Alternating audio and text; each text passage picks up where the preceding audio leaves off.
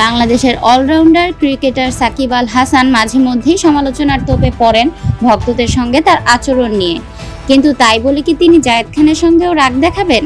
সম্প্রতি ঘটেছে এমন এক ঘটনা। সোশ্যাল মিডিয়ায় ভাইরাল হওয়া এক ভিডিওতে দেখা যায় সুইমিং পুলের পাশে দাঁড়িয়ে সেলফি তুলছিলেন সাকিব। পাশে থেকে ক্যামেরার ফ্রেমে ঢোকার জন্য ইতিউতি করছিলেন জায়েদ, কিন্তু মুহূর্তকাল পরই ফোনটি সুইমিং পুলে ছুঁড়ে ফেলেন সাকিব। সাকিবের এমন আচরণ নিয়ে ফেসবুকে একটি পোস্ট দিয়েছেন চিত্রনায়ক জায়েদ খান। জায়েদ তার পোস্টে লিখেছেন, নাম্বার 1 বলেই কি ফোন ফেলে দেবে? শীঘ্রই সব জানাবো, তারপর আপনারাই বিচার করেন।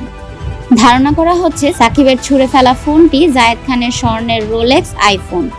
হুট করে সাকিবের এমন মেজাজ হারানোর নেপথ্যের কারণ খুঁজে পাচ্ছেন না নেটিজেনদের অনেকেই। সাকিবের মেজাজের কারণে জায়েদের সোনার ফোন খোয়া যাওয়ার বিষয়টি নিয়ে সামাজিক যোগাযোগ মাধ্যমে চলছে আলোচনা সমালোচনা।